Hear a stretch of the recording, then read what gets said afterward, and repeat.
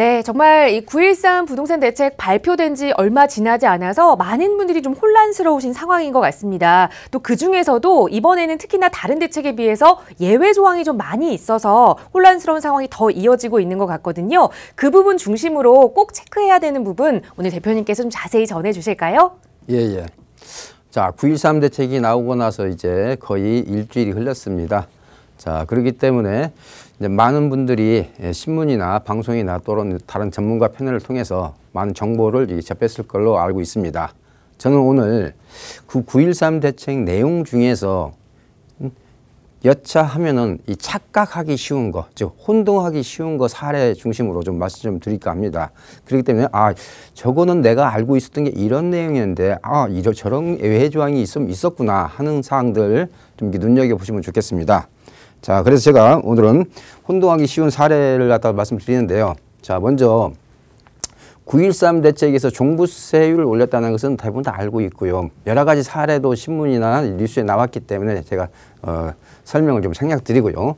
첫 번째 대출 규제부터 좀 말씀 좀 드리도록 하겠습니다. 대출 규제. 자, 기본적으로 이번 9.13 대책에서 대출 규제가 있는데 이렇게 보시면 되겠어요. 투기 과열지구나 투기 지역과 그다음에 조정 대상 지역에서의 대출 규제라고 생각하시면 되겠어요. 그래서 자, 기본적으로 이렇습니다.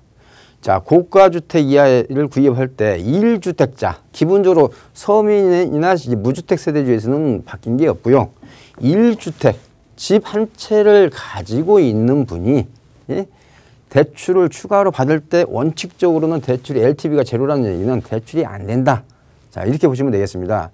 자, 그동안에는 투기 지역에서는 세대당 한 건이고 투기 과열 지역에서는 세대당 두 건이었죠. 그렇기 때문에 가능했었는데 그렇지만 또 외회적으로 40%까지 인정을 해주는 사례가 있다는 거. 그래서 그 사례를 또 설명드리고요. 기본적으로 집이 두 채 이상인 보유 세대는 원칙적으로 외회 없이 대출이 안 된다라고 보시면 되겠습니다. 자, 이거는 투기 지역이나 조정 대상 지역에서 그렇다는 겁니다. 자, 그리고요. 내가 고가주택이라 하면은 9억 이상의 고가주택을 구입을 할 때, 자, 무주택자라 할지라도 원칙적으로는 대출이 안 나옵니다.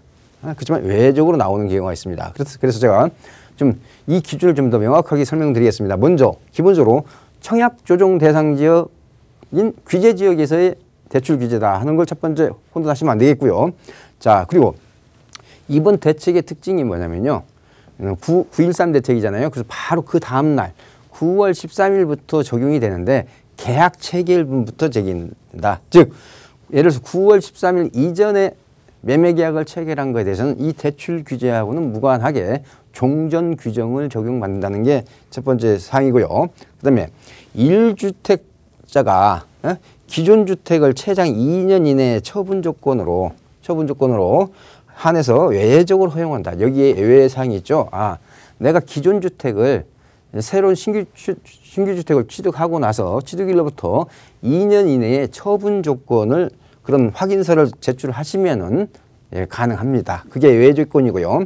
그다음에 이제 무주택자가 고가주택을 구입을 할 때는 내가 2년 이내에 실거주, 즉 실입주하겠다는 확인서를 제출하게 되면은 이 경우도 외적으로 허용이 됩니다. 자, 그리고 여기서 한 가지 혼동하면 안 되는 게요. 1주택이나 2주택이라 할 때 이 주택수를 카운트하실 때 종전에는 재개발, 재건축의 입주권은 당연히 포함됐습니다. 그런데 이번에 새로 신설된 게 분양권, 아직 등기를 치지 않은 아파트 청약통장이나 프리미엄을 주고 매수한 분양권도 주택수로 포함이 된다는 걸 이걸 놓치시면 안 되겠습니다. 즉 내가 지금 아직 아파트 분양권 한 장만 가지고 있다면 그분은 무주택자죠. 그렇지만은 이 대출에서는 무주택자로 간주하지 않고 1주택자로 간주한다. 이렇게 생각하시면 되겠습니다. 그래서 먼저 대출 규제 관련돼서 혼돈하기 쉬운 사례 말씀드렸고요. 자, 이번엔 이제 전세대출입니다. 전세대출. 자, 이번엔 이 전세대출인데 사실 이 전세대출에 대한 규제는 너무 늦지 않았나 싶어요. 왜? 왜냐하면 집이 여러 채인 사람도 자기는 또 전세자금 대출 받아가지고 전세로 거주하는 사례가 있단 말이죠. 그러면 일반적으로 전세자금 대출은 일반 주택담보대출 금리보다 금리가 낮잖아요. 금리가 낮다는 이유는 국민의 세금이 녹아들어가 있다는 논리가 되겠죠. 그렇기 때문에 이번에 이 부분 개정한 거에 대해서는 저는 만시지탄이라고 좀 보여집니다. 자, 그동안에는 주택 보유수에 상관없이 또 소득 요건도 보지 않았어요. 근데 이번에는 기본적으로 다주택자 2주택 이상은 제한이 됐고요. 그 다음에 1주택자인 경우라 할지라도 부부 합산 소득이 1억 이하, 즉 고소득자는 기본적으로 전세자금 대출을 받지 못하도록 이런 제한 조치를 뒀다는 거죠. 자, 그래서 기본적으로 그렇지만은 무주택자 같은 경우는 집이 없는 사람 같은 경우는 기본적으로 소득 요건에 상관없이 전세자금 대출이 가능하다 이렇게 보시면 되겠고요. 자, 그다음에 집이 두 채인 사람이 이미 전세자금 대출을 활용해서 전세로 거주하시는 분들이 있을 겁니다. 그랬을 경우 만기가 됐을 때 연장을 안 해주겠다. 만약에 연장을 받고 싶다면은 그 2주택 중에 한 채를 2년 이내에 처분하겠다는 확인서를 제출을 해야만이 연장이 되는 걸로 되어 있습니다. 자, 그다음에 1주택자의 경우 소득 기준을 뒀다고 그랬죠. 자, 그런데 기본적으로 연 소득이 7천만 원 이하가 원칙이고요. 맞벌이인 경우는 8천. 아까 최대 1억은 3자녀, 자제분이 3명일 경우가 1억입니다. 자제분이 2명일 경우는 9천만 원이고요. 자, 그렇기 때문에 이제 집이 한 채만 가지고 전세자금 대출을 받을 때는 고액 연봉자는 해당되지 않는다 하는 것을 알아두시면 좋겠습니다. 자, 이번에는 1주택자에 대한 양도세 특례입니다. 1주택자에 대한 양도세 특례. 자, 이거는 고가주택을 먼저 보시겠습니다. 고가주택이라면 이제 9억이 넘는 주택을 한 채만 가지고 있는 경우입니다. 한 채만 가지고 있거나 아니면은 일시적 2주택 개념으로 한 1주택 취급을 받는 그런 케이스가 되겠습니다. 지금은 현재 9억이 넘는 부분에 대해서 장기보유 특별공제를 최대 80%를 해주고 단 10년 이상 보유를 전제로 이게 해주고 그 부분에 대해서 일반 세율이 부과가 되겠습니다. 자, 그런데 이번에 이제 바뀐 내용은 그 고가주택에 2년 이상 거주를 했느냐 거주를 하지 않았느냐에 따라서 이 장기보유 특별공제율이 바뀐다는 거죠. 즉 여기 80%는 기본적으로 2년 이상 거주자에 한한다는 거고요. 2년 미만으로의 거주자는 15년 이상 보유했을 때 최대 30%입니다. 자, 그렇기 때문에 현재 2년 이상 거주 요건을 충족하지 못하신 분이라면은 굳이 이런 조건에서 처분할 필요가 없겠죠. 어떤 방법과 수단을 동원해서라도 2년 이상 거주 요건을 충족을 시키고 매도를 시도를 하셔야만이 세금에서 많은 부분을 절세가 가능하겠습니다. 자, 또한 이런 고가주택에 이렇게 장기보유 특별공제가 축소되는 게 2020년, 즉 내후년 1월부터 양도 부분부터 적용이 된다는 거, 즉시 시행이 아니라는 것도 알아두시고요. 이런 고가주택에는 무슨 청약 조정 대상적이나 투기적이나 그런 게 아니고요. 전국적으로 시행을 하고 있다는 사항도 참고로 알아두시면 좋겠습니다. 자, 그 다음에 이번에는 일시적 2주택자 개념으로서 내가 종전주택을 신규 취득하고 3년 이내에 처분을 하게 되면은 우리가 1가구 1주택으로서 이렇게 보는 일시적 2주택자 개념이 있습니다. 자, 그런데 지금은 이번 9.13 대책에서는 조정 대상 지역입니다. 그럼 조정 대상 지역이면은 서울 같은 경우는 전부 다 해당이 되겠죠. 지금은 종전주택을 3년 이내에 처분을 하도록 되어 있는데 2년 이내에 종전주택을 처분하도록 기간이 짧아졌다는 거죠.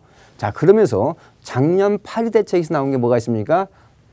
조정 대상 지역에서는 또 2년 거주 요건을 충족을 해야죠. 그렇다면 이제는 2년 이내에 처분 조건도 있습니다만 작년 8.2 대책으로 인해서 2년 거주 요건도 있다 하는 것도 알아두실 필요가 있습니다. 따라서 이제 일시적 2주택자 개념을 살려서 재테크하기에는 많은 제한 요건이 살아있다는 거 꼭 명심하시고요. 자, 이거는 다 적용되는 게 아닙니다. 또 9.13 대책 이후에 신규 취득인데 이것도 계약일 기준입니다. 계약일 기준으로 신규 취득으로 보고요. 그 다음에 예를 들겠습니다. 조정 대상 지역에서 종전주택을 보유하고 조정 대상 지역에서 대책 이후에 신규 취득. 이 얘기는 무슨 얘기냐면요. 조정 대상 지역에 내가 종전주택을 가지고 있다 할지라도 이번에 내가 신규 취득한 게 조정 대상 지역이 아닌 예를 들어서 수원에서 샀다. 그렇다면은 이 요건이 적용받지 않고 종전규정을 받는다는 거죠. 종전규정은 뭐예요? 3년 이내의 처분 조건이죠. 그래서 이건 조정 대상 지역 내에서만 해당되는 사항이라는 거 이거 참고하시면 안 되겠습니다. 즉 조정 대상 지역이 아닌 곳의 신규 취득은 종전규정 적용받습니다.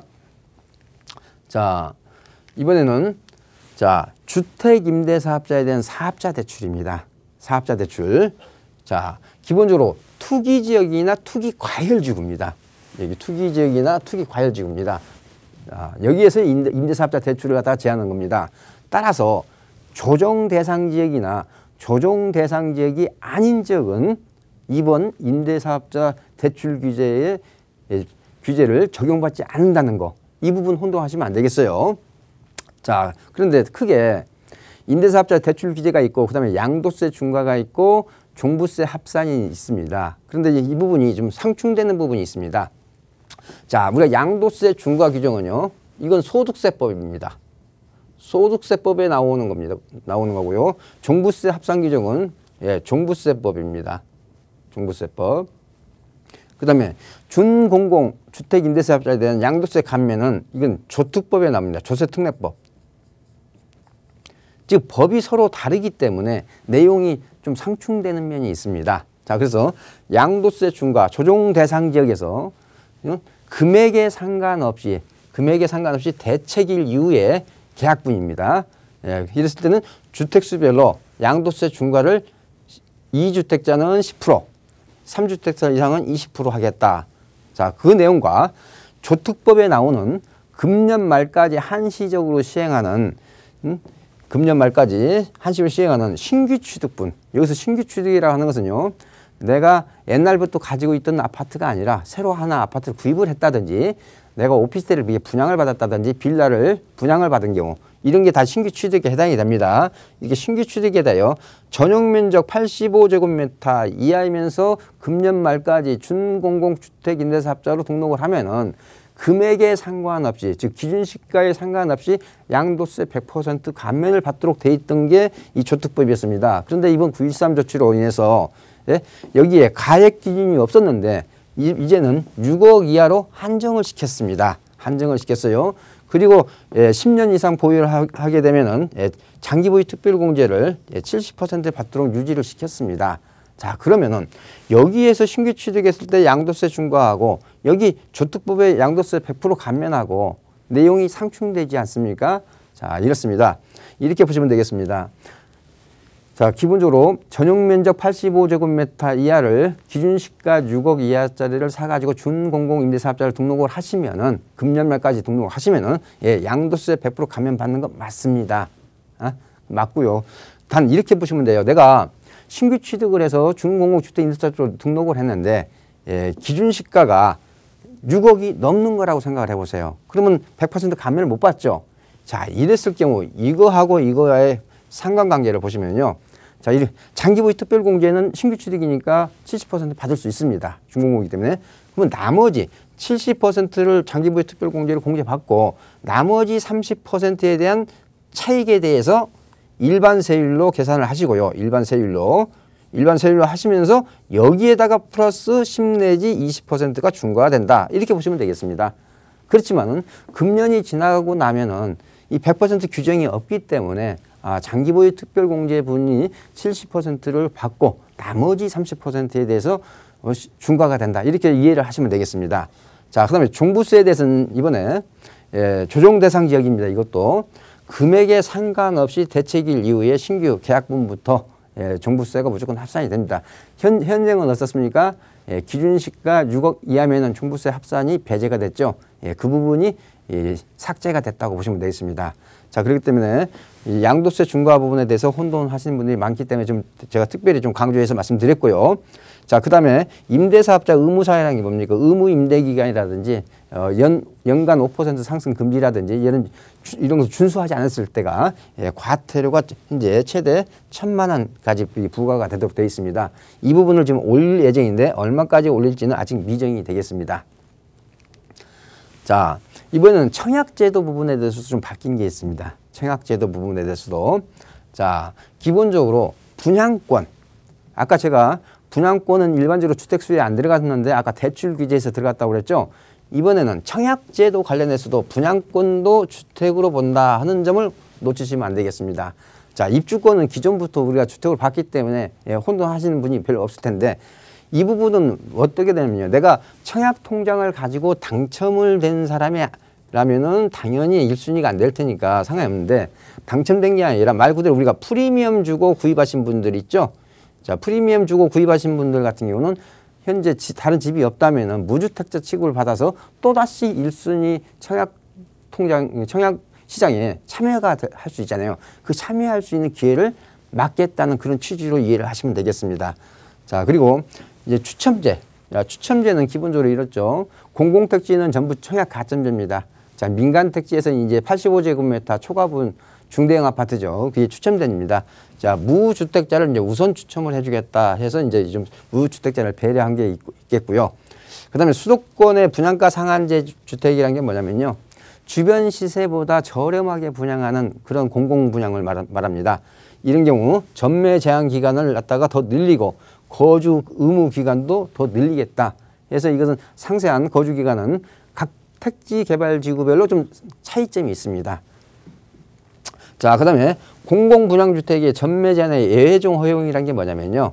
부득이한 사유가 있을 때 내가 해외로 이주를 간다든지 내가 해외로 장기 근무를 간다든지 그냥 부모님을 모시기 위해서 내가 합가를 한다든지 이런 외해 부득이한 사항이 있을 때 그걸 전매를 갖다가 일반인한테 제3자한테 처분하는 것을 허용을 해줬습니다. 그런데 이번에 바뀐 내용은요. 이렇게 막 예외적으로 내가 처분을 할 수밖에 없다. 전매 제한 기간 안에. 그랬을 경우 사업시행자는 주로 이제 LH나 서울 같으면 이제 SH가 공사가 되겠죠. 사업시행자에게 환매를 의무화 조치시켰습니다. 의무화 조치. 그러면서 물가 상승률만큼 이제 반영을 해서 이제 환매를 의무화시켰다. 그래서 공공분양주택의 전매를 부득이한 사유가 있을 때는 처분을 해줬는데 그건 제3자가 아닌 사업시행자한테만 처분을 할 수 있도록 조치를 이번에 취했습니다. 자, 그래서 제가 9.23 대책 중에서 혼동하기 쉬운 사례를 중심으로 말씀을 드렸고요. 이제 곧 내일 발표될 공급 대책도 나오면은 좀 유심히 좀 살펴보고 이제 우리 시청자분들께 중요한 전달 사항이 있다면 전달 드리도록 하겠습니다.